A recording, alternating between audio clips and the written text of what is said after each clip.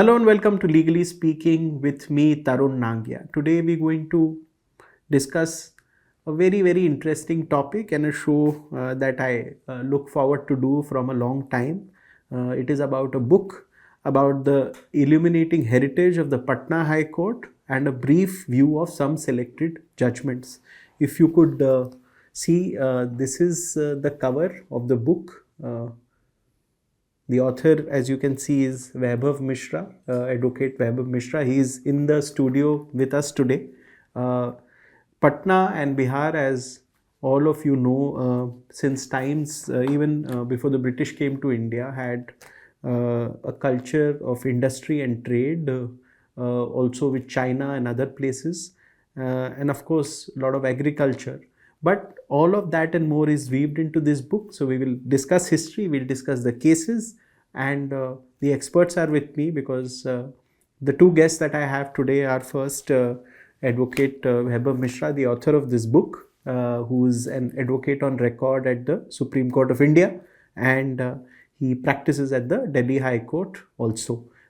Welcome Vaibhav, and we have a special guest who joins us today. So we have Justice Shivkirti Singh who joins us today on the show. He's kindly consented and given us time, but a little about him for my viewers first. Sir served as judge of the Supreme Court of India, but before getting elevated to the Supreme Court, he was at the Patna High Court, where he was a judge, first a lawyer, then a judge at Patna High Court. Then he became the Chief Justice of the Allahabad High Court. Then he was elevated to the Supreme Court of India, and then he served on a very important position from 2017 to 22 after his Supreme Court tenure as the TD SAT chairman. Currently, Justice Shivkirti Singh is an arbitrator, and arbitration is what keeps him busy these days. Good to see you, and thank you so much for your time. Thank you. And thank you, Vaibhav, for writing this book so that people could know about the Patna High Court and the history, and also many youngsters who grew up in this city would have some curiosity about that part of the country, which is not that often talked about in the media unless there is some important case that comes from Bihar. So at the outset, in the first 2 minutes, if you could tell me your motivation for writing this book. Thank you so much, Tarun, for having me, and thank you to Sir also for being kind enough to join us today. So this happened back in 2017 onwards. I think both Bombay High Court had come and Patna High Court were celebrating their existence for a very long time. Bombay High Court had completed 150 years of its existence, and Patna High Court in 2016 had completed about 100 years of its existence. So when as a lawyer, I found many books on Bombay High Court. I did not find any book on Patna High Court. I mean, later I did found one or two couple books, but regarding its history or specific judgments, but not as compared to Bombay High Court or any of the charter courts like Calcutta or Madras. So I thought this will be my small little endeavor. My background is from Bihar, so this can be my small little contribution to my home state and the High Court and the city where I grew up in my initial years as a child.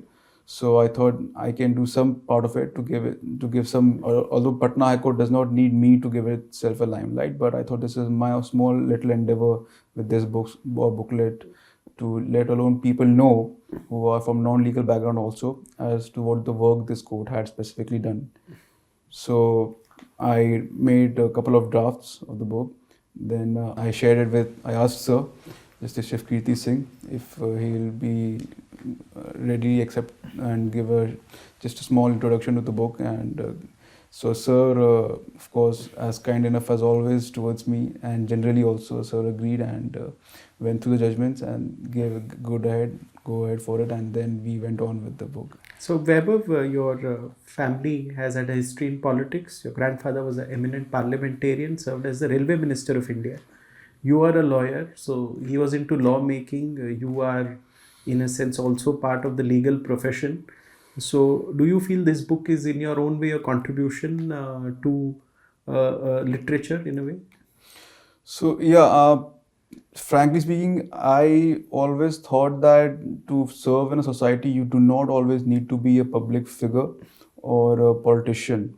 you can serve in your own little ways as a professional person, whatever capacity you have. Yeah. So I, as a lawyer, this is my capability and capacity to serve the society. So apart from whatever legal work I do and pro bono work or legal clinics I conduct here and there, this I thought is my little contribution. So towards the state and the city from where I grew up, and I thought more apart from that fact, I wanted people to know about Patna High Court, its history, the judgments, and the work this court has done, the history it had, specifically of not today's Bihar, of undivided Bihar before Jharkhand became another state. Then I think the jurisdiction back in the 50s and 60s, subject to correction, run towards Odisha also. So this court and its jurisdiction were bifurcated over the period of years in history. But apart from that, the work which this court had done on various aspects of law, not just one particular subject, different subjects, from criminal to taxation to civil liberties, so on and so, which I have dealt with in this booklet. So I want people to know, and I specifically made this language simple because I wanted people with the non-legal background to also understand, not just people from the legal background. So they know what this court has done. Any person with an interest in Bihar and the Patna High Yes. Court would know. Very interesting. I'll go to Justice Shivkirti Singh, sir. Interestingly, your family has a very illustrious history in the profession of law. Your grandfather, Justice B.P. Sinha, served as the Chief Justice of India, one of India's longest serving from the year 1959. Your father was a judge. You served as a judge of the Supreme Court of India. Now you're an eminent arbitrator. You hail from Bihar. You are, I think, totally qualified to have reviewed this book and also, given your comments. If you could, for the benefit of our viewers, share a little about the history of the Patna High Court and the state of Bihar. That would give me immense pleasure. That was one of the reasons I was very happy to write the forewords. I knew Vaibhav's family background also. So whatever he was doing, he was trying to actually bring to public knowledge few prominent facts about the Patna High Court and some of its initial judgments of the era round about independence or immediately after the Constitution was adopted. So it's a very simple book. Heritage of Patna High Court needs to be highlighted. It has always enjoyed a very good reputation because everybody knows earlier Bengal, Bihar and Orissa were one state, and we had our High Court only in Calcutta. Calcutta High Court enjoyed immense prestige. It was one of the first settlements Britishers had, made their home, and so the Governor General used to be there. Then it shifted its office. So the Calcutta High Court had all the jurisdictions which we presently see in full function. And then Patna High Court came out because there was demand. The state was too big. So Bihar was created in early decades of 1905, 1910. And then the demand for High Court also grew. Britishers also were willing to bring the courts closer to the people for their own administrative convenience. So the Patna High Court started functioning in 1916. The interesting thing is that the building is very impressive, and it was constructed, fortunately completed, before the First World War actually affected the trade routes. So we have a marble hall in Patna High Court, which is of Italian, nice Italian marble. The ground floor and the ground floor and the first floor, that marble hall, the central dome of the Patna High Court building, is of Italian marble and of wonderful quality. Still, it can dazzle people. The same plan of building is for Allahabad, because I later became Chief Justice in Allahabad High Court. So, and I knew about it, that the same building plan was adopted there. For some reasons, I don't know why, they chose the same building plan. But there the marble hall could not be completed with Italian marble. It has Indian marble, the marble which was available nearby this country, because the ship movement started getting affected because of the First World War. So the quality of the marble hall is different. Patna High Court luckily has one of the best marble halls. and very impressive building. And the judges initially, they came from different backgrounds, even from district courts and practitioners in district courts, 5-6 judges. But the reputation which Patna High Court has built over the years has been immense, particularly on civil side. Okay. Civil side, its judgments were quoted as authorities in all high courts and very much respected. Even today, the classical judgments on pure civil law, there are very few parallels in other high courts. And that was the heritage which I wanted to view in the judgment selected by Vaibhav. Yeah. And I found that he has selected 3-4 judgments relating to tax, all raising issues of minerals and agricultural income, etc., which were the classical problems of zamindars. Then zamindari in the 50s, lot of litigation. Even before independence, just before 40s. So those judgments, which 3 judgments he has chosen, are of those eras. And 1/4 judgment is also on taxation, that is of 1958, but agricultural tax, income tax. And all those judgments fascinate us because they belong to another era. The problems were different. Agricultural problems were there. Problems being faced by the jamindars because of the agricultural reforms, which were a necessity, I must confess. But the disputes had to reach the courts. They did reach, and the Patna High Court amicably dealt with it. So when we deal with the judgment, I'll tell you more. But Patna High Court has a wonderful, heritage. Bihar state, very few people, the new generation know about it, but Nalanda University is one of the oldest universities and the best universities in the world. I mean, the legend goes that when it was set on fire by the then invaders, the books burnt for months. There's so much of literature kept there that the fire could not be extinguished for months. And during that period, in the other area of the university, the scholars went through the manuscripts so that they could remember it and later on reproduce it. So it has a wonderful history. So we'll deal with the cases one by one. Mm-hmm. One very quick intervention from Vaibhav. Any one particular case that you would like to discuss and share with the viewers? Then we go to Justice Singh for a detailed case by case talk.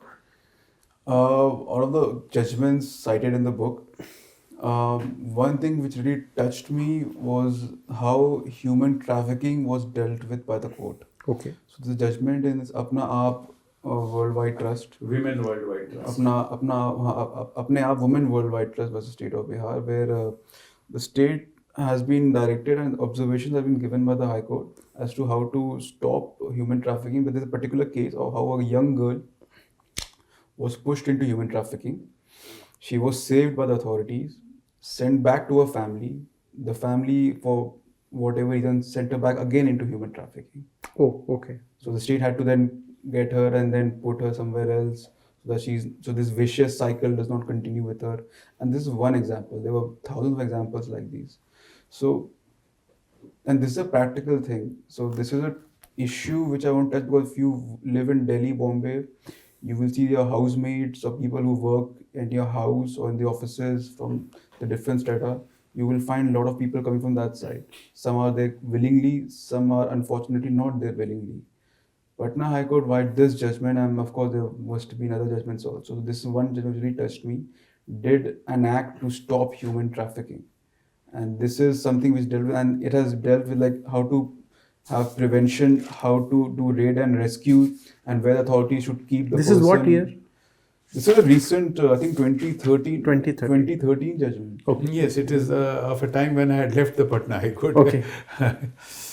So this is it's the only judgment of recent times. Okay, Yes. in the book. He must have been really impressed. Yeah. And then in the end, rehabilitation and what should be the prosecution and how which police officer should be involved to deal with the persons in this human trafficking system and how they should be dealt with. So it's detailed orientation done by the court in this judgment for rehabilitation, prevention, and then prosecution of the persons involved, and how this such a scenario should be dealt with in the state like Bihar, because for reasons we all know, the state has not developed as compared to a Maharashtra, as compared to a Punjab, as compared to Karnataka. Yes. So in a state where there is a lot of backwardness for social economic reasons, a iron fist was required, which I believe this court has given, and this has now implemented. We are now in 2024, so from 2030 to 2024, I believe this judgment must have had a lot of ripple effect, or should I say, butterfly effect on the society and how the administration has been dealing with this issue particularly. Okay, point well taken, Vaibhav. I'll go to Justice Shivkirti Singh now. So you have gone through judgments in this book that have been authored, I think, as long as 60 years ago. Yes. Could you reflect on a few of those which you find interesting? I'm impressed with the selection of judgments.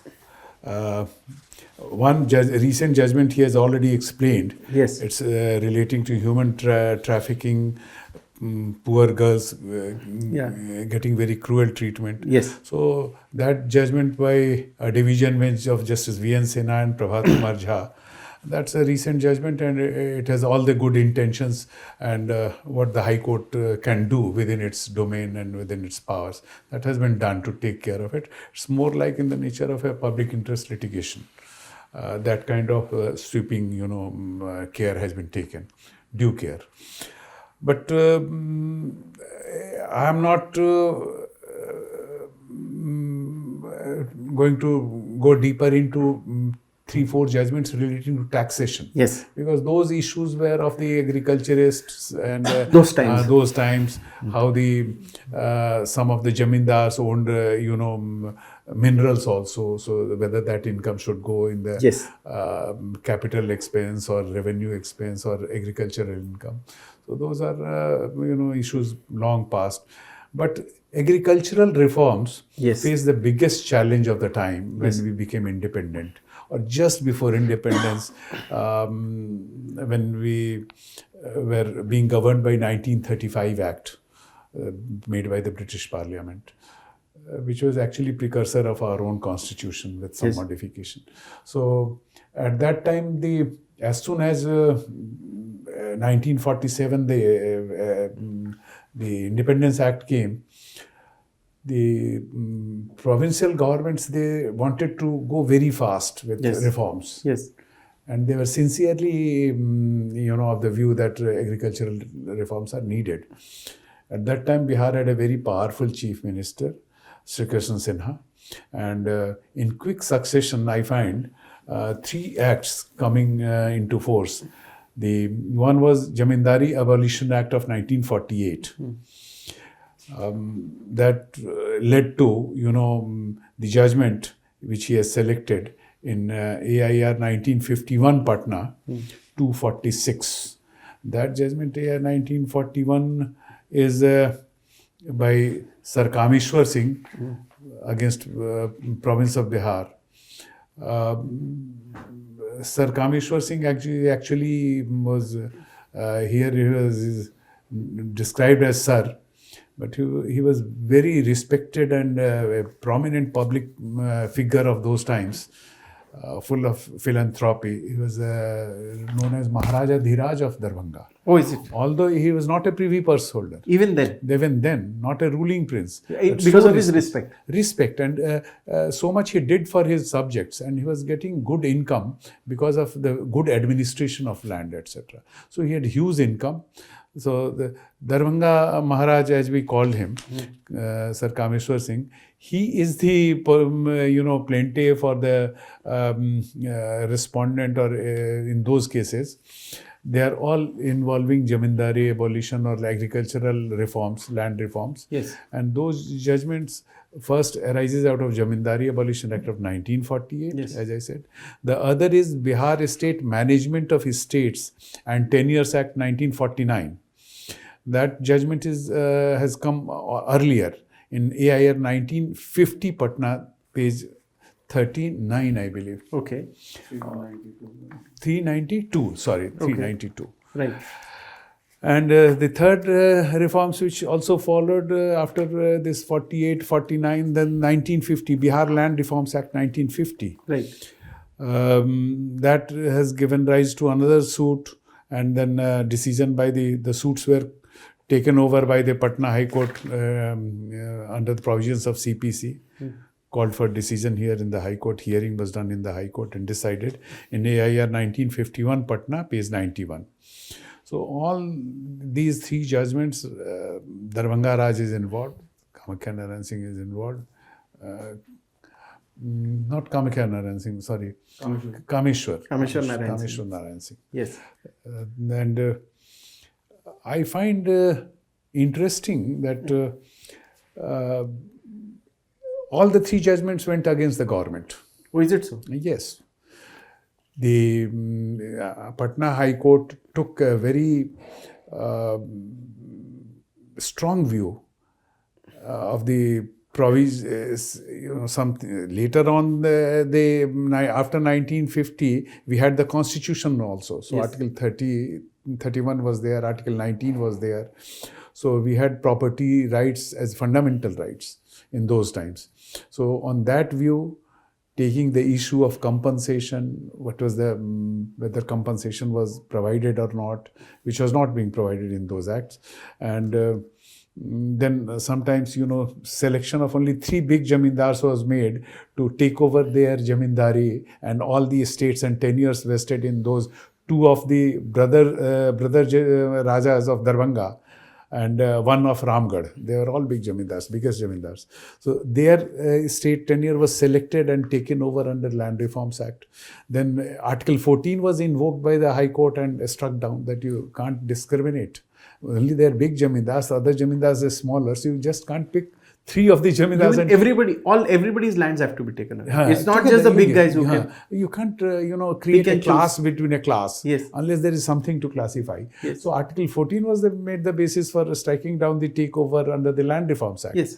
And the Jamindari Abolition Act and the other act, management of estates and tenures, they were all struck down because the High Court took the view that there was no machinery for compensation. There was no compensation thought of, not provided. So you just can't take it away without compensation. And people can't be deprived of their property rights in this manner. So they were declared void ab initio, the act. What is it? That the state legislature did not have that power to take property without providing for compensation. It's void ab initio. In one case, there was certificate of the president obtained under Article 31 that the compensation issue cannot be gone into. No court will look into it. That was provision in the Constitution. They said, we are not going into compensation issue. That certificate is of no help to a state. Because if a law is validly there, then the compensation issue we will not go into. But first you have to show that the law is valid. It's void ab initio. Without compensation, you cannot take over. Issue of sufficiency of the compensation is one issue we could have avoided if you had provided for bonds later on or anything. But what? They took a very strong attitude. Patna High Court showed its mettle. And you'll be surprised to see that in the Jamindari Abolition Act, the Bihar Abolition of Jamindari Act. This was a law passed by the Assembly. Assembly. Yes. Bihar Abolition of Jamindari Repealing Act. The judgment was referred by a division bench of Justice Shearer, an Englishman. So Englishman was serving in the 1950 also, because those who still had tenure left as judges, they had the option. So they continued as judges till they finished their tenure. Okay. So Justice Shearer and Justice Praful Ranjan Das, they gave this judgment, totally striking down the act. Then so the act was struck down, no? Struck down. The Bihar, this is the Bihar Abolition of Zamindari Act was struck down. It's struck down.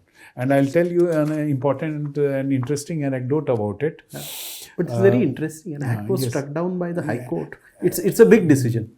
And the Validating Act also could be saved later on, only because a proposal came from the I know the officer concerned at that time, who later on became a High Court judge. He was just a deputy secretary in the government legal department of government of Bihar. He gave a note that we have no case, although we are going to Supreme Court, but we have no case to succeed unless we write to the central government and opt for a constitutional amendment. Till then, we cannot save, we cannot acquire the jamindaris, cannot abolish it, cannot take over the jamindaris. The parliament has to first amend the constitution. Amend the constitution. Constitution. Then otherwise, state legislature has no competence. And we cannot afford to give compensation, that also fair compensation. Does it show a huge amount of application of mind by those and judges? The first amendment, constitutional amendment of 1950.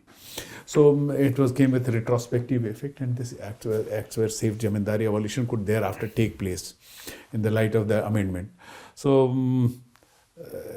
a great experiment. Ultimately, it succeeded because of the constitutional amendment. But the High Court was very much Puritan and firm in its approach, that so long as the constitutional safeguards are there, and similar was the provision in the 1935 Act, and that were also demanding compensation based on the British laws. So without compensation, takeover was not permitted. So compensation was made contingent. Contingent. So ultimately, the constitutional provision was changed with retrospective effect to validate the. This is a very interesting judgment. Yes. And the state could not succeed in getting the judgments reversed, not even in Supreme Court. Oh. So the judgment, quality of the judgment speaks for itself. And the judges had conviction to decide it.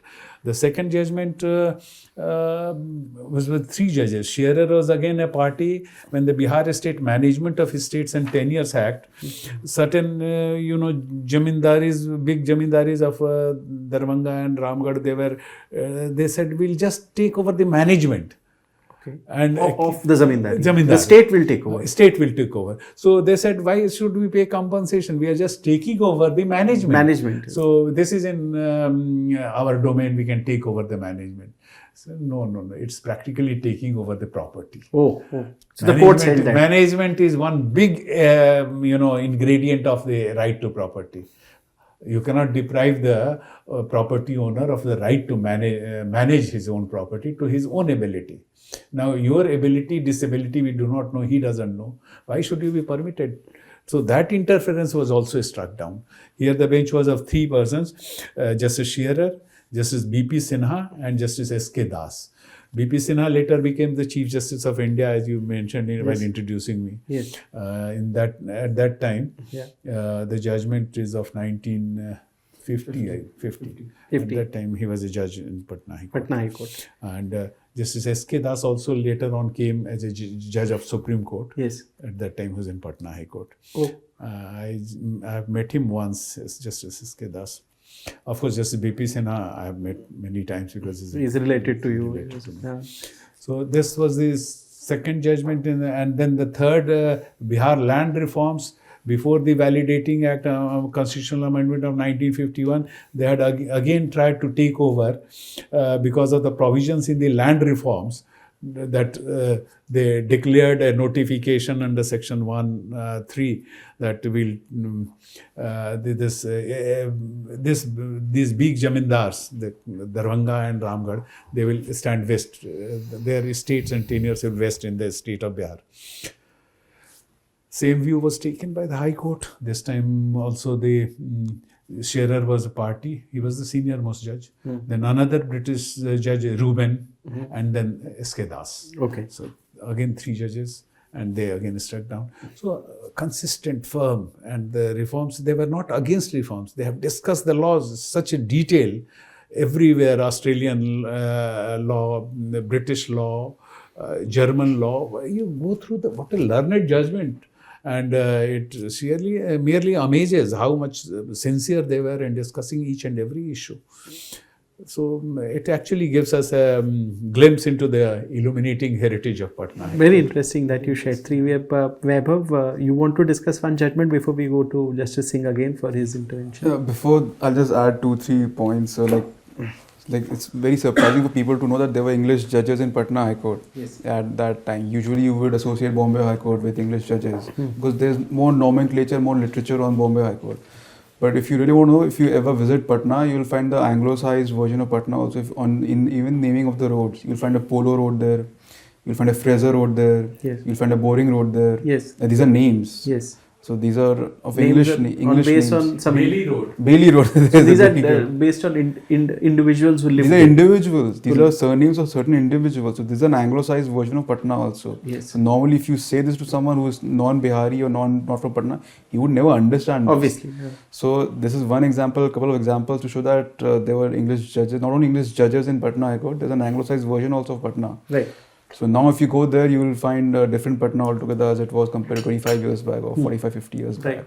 But this is one thing. Then another thing I want to say that the differentiation, the independence between judiciary and the legislature was not just after coming after the constitution. The constitution was operative of 1950. If you see this judgment, these are 1950 judgment, 1951 judgments. If the judgment is coming in 1950, of course the case was filed much before that.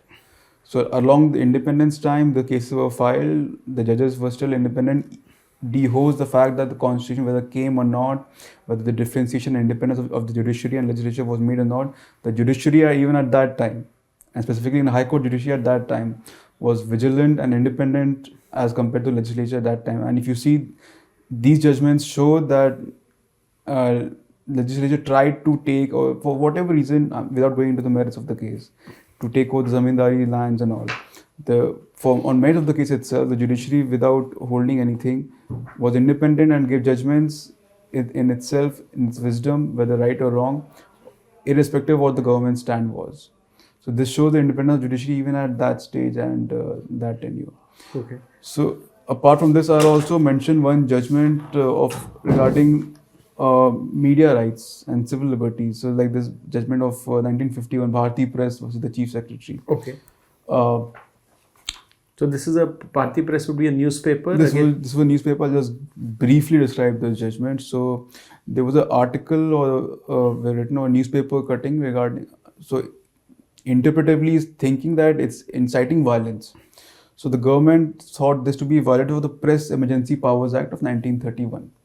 So immediately this particular petitioner was called upon to deposit a security of about 2,000 rupees. This is back in 1951. Yes. So that if any violence takes place, you will be held accountable. Even this was challenged. Yes. And Patna High Court, in its wisdom, while of course referring to Ramesh Thapar's judgment and holding Article 19 sub clause 2 and 19 sub clause 1A, said that this is freedom of liberty and this is freedom of expression, freedom of speech, and you cannot curtail this. Yes. Even that depositing of 2,000 rupees was thought to be curtailing your expression of freedom of speech. Although the government in its wisdom thought this article might incite violence, henceforth it was asking for security to be deposited to hold this petitioner accountable. But even that, the court found that this is not going to happen, because this actually, you are, if not directly, what you cannot do through straight way, you cannot do indirectly also, because what your action would lead to curtailing of the expression and freedom of speech of the petitioner. So, but Justice Singh, do you think that the court upheld the highest standards of freedoms of speech when they took such, decision? Because even the fine could be financially crippling for the press. So the court, in its wisdom, thought that not to fine the press. Yes, I think they were, aware of the adverse effect on the society if the freedom of press was curtailed by asking them to give security of that they will not publish these kind of pamphlets or in materials. So they examined the exceptions under Article 19 to freedom of free speech and expression. They said no, this is neither in the interest of state nor in the public interest, etc. So it doesn't come under the exceptions. And this judgment actually recalls old English judgments where the right to freedom of speech and expression and freedom of press, they were treated as part of the same freedom, equal. Yes. So individual freedom of free speech and expression and freedom of press, same freedom is involved. They relied upon that to, provide the constitutional guarantee and safety. This judgment is also by Justice Scherer. Yes. Very liberated and very informed judge. And Justice V. Ramaswamy and Sarju Prasad. Yes. So V. Ramaswamy later on came to Supreme Court. I know he was Chief Justice of Patna High Court later. Yes. And then Sarju Prasad retired as a Chief Justice of Assam later on. He was also a very eminent judge of Patna High Court. So all these names are familiar to me because of my association with the court. And any other judgment that we would like to highlight as towards the end? The 2-3 judgments on taxation that you would like to speak about? I'll speak upon that. Specifically on like most of them were of concerning of Raja Bahadur Vishweshwar Singh or even Maharaja Kameshwar Singh. So there was one taxation of whether the residential building could be taxed or not. Residential building could be taxed. Building could be taxed or not. Whether the deduction can be done or not. For whether any work is done for zamindari work, whether can that be taxed or not. Then there were for mines and minerals work done by various work, whether can that be taxed by the department or not. Manufacturing of coke, whether that can be taxed by the department or not. So, and there were other aspects also. Agricultural work. There was a road. There's specific judgment of Raja Bahadur Kamaksha Narayan, which is the Commissioner of Income Tax. Whether I think some work was done on the road leading to an agricultural land. Yes. Whether the work done on that road, whether any deduction can be done by the department, or like any taxation work can be department. So most of these, the court here was pro department. Okay. In the as far as the right to tax was concerned. Right to tax was concerned. Specifically, I'm of course based on merits of each case. Yes. So from work done on a household residential building to on the roads leading up to an agricultural land. Yes. To that work done on agricultural land itself, to manufacturing of coke and minerals. There was certain taxation work because we are in 2024. Yes. This is back in the 50s. Yes. So at that time, economic growth, economic welfare society was paramount. Even it's paramount today also. But compared of India of 1950, where India was just became independent, trying to get a foothold in the world, looking for social economic benefits of everyone. When certain economic commercial cases, this is end of the day a commercial case. Whether can you tax a mineral or manufacturing of mineral? That question, in fact, is also currently before the Supreme Court. Even 75 years down the line, the question it's before the Supreme Court. Still remains. So this was dealt back then also by this particular High Court, which had a very large jurisdiction. Containing Jharkhand and its jurisdiction entailed up to parts of Orissa also, if I'm not wrong. Jharkhand, Odisha, Bihar. So it was almost jurisdiction of, as of today, 3 states. Almost 3 states, so this commercial aspect was dealt back then also of taxation, which I've dealt with in this particular booklet, which I wanted people to understand. My main interest, apart from giving a limelight to this court and work, although this court does not need me to give its limelight, it has its own halo and own limelight, but I wanted people to know. Yes. Because if you speak to someone who's not from Bihar, not from Patna, the image is for whatever reason different as compared to a picture of Bombay High Court, Madras High Court, Karnataka High Court. So my intel and small little work was that people to understand this court has an enormous amount of work. From public welfare, from prosecution of human trafficking system, from civil liberties, from land reform to taxation work. Across different aspects of law, this court has an immense amount of work. And if you speak to people, those who left Bihar in the 90s for whatever reason, and they still their heart is still there with that particular state, with the land there, and they still would talk about their generation, their youth, and how they saw their own upbringing. So this, in my own little way, is more of a time travel for people who are not there in Bihar but still want to go back. Their earth to go back is there, so it's more of a time travel for them. And apart from this being a literature for those who are not from a legal background but would like to know what Patna High Court and the work the High Court did. Point well taken. One small final question we'll ask Justice Shiv Kirti Singh. So when you judge a case, do you see that judgments change depending on the times for the same subject? Because we have also observed that the same issue in 1950s would be dealt by the judiciary differently. The constitution is largely the same. So do you think judges read the constitution in different ways to suit the prevailing times for certain issues? I'm very clear that you will find an observation in many judgments that our constitution is an organic structure. Yes. Organic means which grows, which Yes. has a life of its own. Yes. So why do we call it our constitution organic? Yes. Because it should not remain static. Okay. Otherwise, it will stop serving the people. Yes. With change of times, we have to interpret things accordingly, differently. What Yes. is the need of the society right now? Yes. So if today Yeah. we are facing different kinds of challenges Yes. because of the technology or Changing sciences, medicines, pandemic, then we have to give a different meaning to even to old acts. Yes. I mean, a pandemic of this nature being dealt with under the Disaster Act. Yes. It's just our innovative approach. Reading. Really. So this changed some definitions. They are looked at again with a different kind of perspective, and we find something new. That's a very interesting insight you gave us, because we have also in the past 5-10 years noticed that with the constitution being the same, courts read it differently to suit the present context, and that's a hallmark to the wisdom of our judges that in a sense are elevated to the Supreme Court, because many times those judges are then lauded and the society also thanks them for those judgments. Absolutely. It involves reading of the constitution in a different way and to suit the present context. First of all, I would like to thank Justice Shivkirti Singh for sparing time for this show, for the state of Bihar and the Patna High Court, and sharing your nuggets of wisdom, and to Advocate Vaibhav Mishra for writing this book. As viewers can see, this is the cover. You can Google and get your copy, order it. And thank you, Advocate Vaibhav Mishra, for joining in. Appreciate your joining us. And to you viewers, hope you enjoyed the show. Different topic. I'll just add one more line before you wrap it up. One caveat to what I said, that this is more of a time travel to the people who left in the 90s for Yes. their Bihar and they want to come back.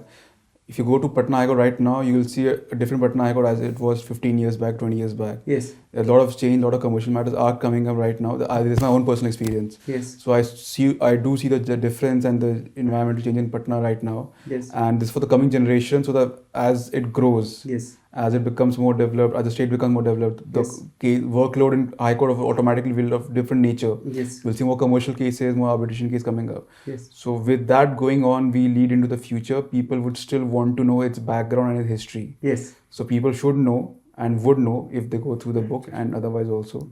Thank you, Vaibhav, so much for sharing this. That's it for our viewers, but I hope you enjoyed the show. Soon we'll up with the next show. But thank you so much for joining in for this one. Thank you.